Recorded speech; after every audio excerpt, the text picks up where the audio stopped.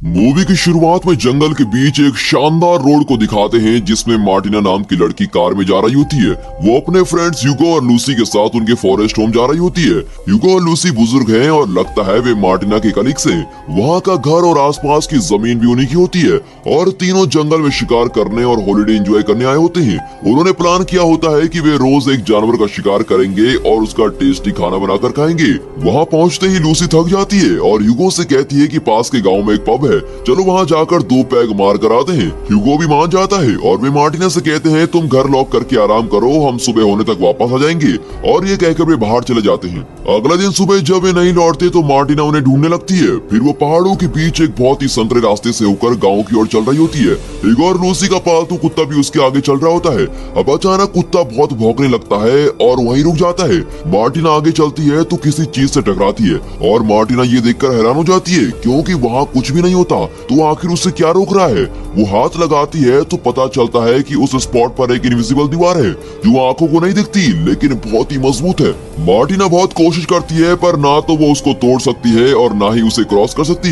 कुछ देर दम लगाने के बाद वो थक कर बैठ जाती है और थोड़ी देर बाद फिर कोशिश करती है और फिर बैठ जाती है। कुछ घंटे बाद वो घर वापस जाने का फैसला करती है और कुत्ते को साथ लेकर चल देती है। अगले दिन सुबह वो फिर उस रास्ते से चलकर जाती है। कहीं मैं पागल तो नहीं हो गई? शायद वहाँ कोई दीवार ही नहीं है, ये मेरा वहम ही होगा। इस तरह सोचकर वो फिर उस जगह पहुंच जाती है लेकिन अब भी वो उस जगह को क्रॉस नहीं कर पाती। उसे अब जरा डर लगने लगता है। वो फिर से घर लौट रही होती है कि रास्ते में एक बुजुर्ग कपल को देखती है और लगता है वे कुछ काम कर रहे हैं। उन्हें देखकर मार्टिना को तसल्ली होती है और वो हेलो हेलो कहकर उन्हें पुकारती है। जब वो पास पहुंचती है तो वहाँ पर भी उसे कोई इनविजिबल चीज रोक रही होती है। लगता है यहाँ भी एक इनविजिबल दीवार है। इतना ही नहीं, उन दोनों बुजुर्गों को देखकर लगता है कि वे इंसान नहीं पुतले हैं। अब मार्टिना अपने बाइनोकुलर से उन्हें क्लोजअप में देखती है तो उसे लगता है कि वे इंसान ही हैं जो वक्त के किसी पल में रुक गए हैं और वहीं फ्रीज हो गए हैं। मार्टिना सोचती है कि इस इनविजिबल दीवार के उस तरफ सभी लोग मर चुके हैं और इन्हीं दृश्यों के बीच वो उस जंगल में अपने दिन काटने लगती है।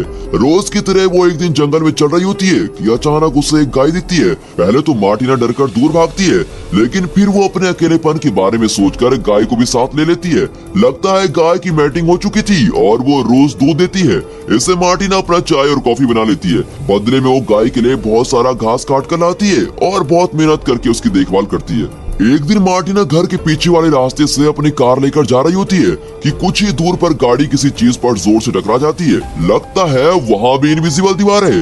वहाँ से लगभग 20 फुट की दूरी पर एक और कार भी इसी तरह रुकी होती है। तब वो अंदाजा लगाती है कि इस इनविजिबल दीवार की थिकनेस लगभग 20 फुट है।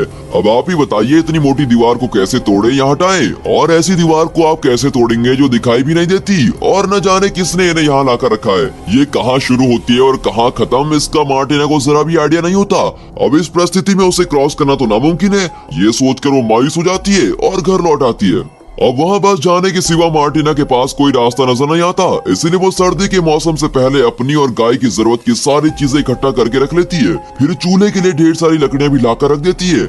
यहाँ रहकर उसने आलू और कई सारी सब्जियां भी उगा ली होती है। उन्हें भी काट कर अगले 6 महीने के खाने का इंतजाम कर लेती है।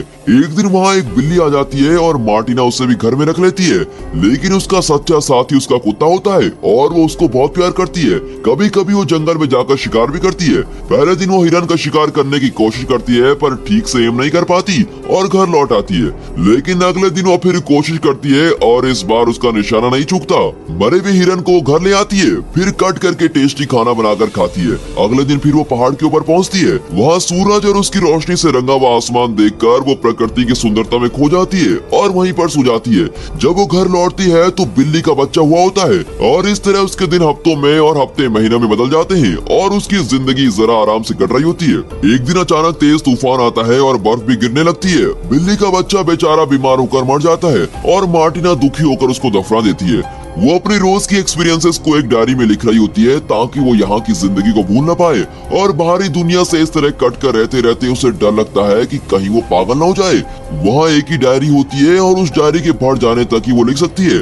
जब उसकी डायरी फट जाएगी तो ये कहानी भी वहीं पर खत्म हो जाएगी। कुछ ही दिनों में बहुत ही कठिन जाड़े का मौसम आ जाता है। मार्टिना बेचारी अब घर में ही बंद पड़ी रहती है। खाने पीने की सारी चीजें घर पर होती हैं और वो रोज कुछ न कुछ पकाकर खा लेती है, लेकिन वो कहीं बाहर नहीं जाती और सारा दिन घर के अंदर रहती है। इसी बीच गाय का बछड़ा होता है और मार्टिना डिलीवरी में गाय की मदद करती है और बड़ी मुश्किल से बछड़े को बाहर निकालती है। बछड़ा पैदा होता है और मार्टिना उसे भी संभालती है और किसी तरह जाड़े का मौसम बीत जाता है और मार्टिना घर पर ही रहकर तंग आ चुकी थी। अब उसकी डायरी में 25 मई लिखा होता है और मार्टिना लिखती है कि इस जंगल में रहते रहते लगभग 1 साल गुजर चुका है और इस बात की एनिवर्सरी मनाने में पहाड़ पर जाने वाली हूँ। फिर वो कुत्ते को लेकर पहाड़ पर जाती है और शाम तक वहाँ का दृश्य निहार रही होती है। जो हो गया सो हो गया, आज से मैं एक नई जिंदगी की शुरुआत करूंगी, ये सोचकर वो घर लौटती है और वो पहले जैसी मायूस नहीं होती और अपनी डायरी देखने लगती है। अब ऋतुओं का चक्र फिर एक बार शुरू होता है। गर्मी, बरसात, बसंत इत्यादि मौसम आते हैं और चले भी जाते हैं। फिर एक बार जाड़ों का मौसम आता है और मार्टिना उसका सामना आसानी से कर लेती है। फिर बसंत ऋतु आती है और तब मार्टिना एक सफेद कौवे को देखती है। वो जरा घबराया हुआ लगता है क्योंकि बाकी काले कौवे उसको भगा रहे थे। उसे देखकर मार्टिना को लगता है कि ये भी मेरी जिंदगी की तरह है, जो कि जंगल में अकेला है और पास की किसी भी चीज से उसका कोई संबंध नहीं। लेकिन फिर भी वो घबराकर भागा नहीं, बल्कि उसने जिंदगी के असली मतलब को समझा और उसे अपनाया। उस कौवे में अपनी सच्चाई को देखकर मार्टिना को उससे हमदर्दी होने लगती है। वो उसे खाना देती है और कुछ दिन यूं ही बीत जाते हैं और मार्टिना धीरे धीरे अपनी पुरानी जिंदगी भूलने लगती है। एक दिन वो अपने कुत्ते के साथ पहाड़ से लौट रही होती है तो उस दृश्य को देखकर उसकी सांसें रुक जाती है। पागल जैसा दिखने वाला एक आदमी मार्टिना की गाय के बछड़े का सर काट रहा होता है। लगता है ये आदमी भी मार्टिना की तरह इनविजिबल दीवारों के बीच फंस गया है, लेकिन शायद वो मार्टिना जैसा सुलझा हुआ इंसान नहीं और यहाँ अकेले रहकर पागल हो चुका था। उस आदमी को ऐसी घिनौनी हरकत करते देख मार्टिना कांपने लगती है। उसका कुत्ता उस आदमी को अटैक करने जाता है, लेकिन वो उस पर कुल्हाड़ी चला देता है। ये देखकर मार्टिना पीछे के दरवाजे से घर में जाती है और अपनी बंदूक लेके आती है, लेकिन तब तक बहुत देर हो चुकी थी और बछड़ा मर गया होता है। मार्टिना के परिवार के दोनों सदस्यों को घायल करने वाले आदमी पर उसे बहुत गुस्सा आता है और वो उस आदमी को लगातार शूट करके मार डालती है। वो बछड़े के पास भागती है जो मर चुका होता है। फिर वो कुत्ते के पास जाती है और उसे गोद में लेकर रोने लगती है। कुछ देर में बेचारा मर जाता है। मार्टिना उस पागल आदमी की लाश को खींच के लेके जाती है और पहाड़ से नीचे धकेल देती है। फिर वो उस बछड़े और अपने कुत्ते को बड़े सम्मान के साथ दफनाती है और उनका अंतिम संस्कार भी करती है। अगले दिन से वो अपनी इस अकेली जिंदगी को भी अपना लेती है। अपनी गाय को घास चराने ले जाती है। इस साल भी वो आलू और कई फल उगाती है और दोबारा जाड़े का मौसम आता है। फिर एक दिन वो डायरी में फरवरी 25 लिखती है। यही डायरी का आखिरी पन्ना होता है। इसके बाद जो भी होगा वो नहीं लिख पाएगी। उन बातों को उसे अपने दिल में रखना होगा और इस उम्मीद में बाकी की जिंदगी गुजारनी पड़ेगी कि उसे यहाँ से कोई लेने आएगा। उसके चारों ओर की ये इनविजिबल दीवार किसी तरह गिर जाए और इस जंगल से बाहर का रास्ता खुल जाए। इसी प्रार्थना के सिवा वो और कुछ नहीं कर सकती। पन्नों के खत्म हो जाने से वो लिखना बंद कर देती है और दोस्तों हमारी ये मूवी भी यहाँ पर खत्म होती है। जिंदगी ऐसी है दोस्तों, इसमें हमें दी एंड नहीं ढूंढना है, बल्कि ये जैसी भी है उसी रूप में खुशी से अपनाना है। लक्ष्य जरूरी है लेकिन असली सीख तो हमें रास्ते में मिलती है ना दोस्तों। तो इस बात पर इस वीडियो को एक लाइक और चैनल को सब्सक्राइब जरूर कीजिए और हाँ, साथ ही अपने फ्रेंड सर्कल में इस वीडियो को शेयर जरूर कीजिए। And finally thanks for watching.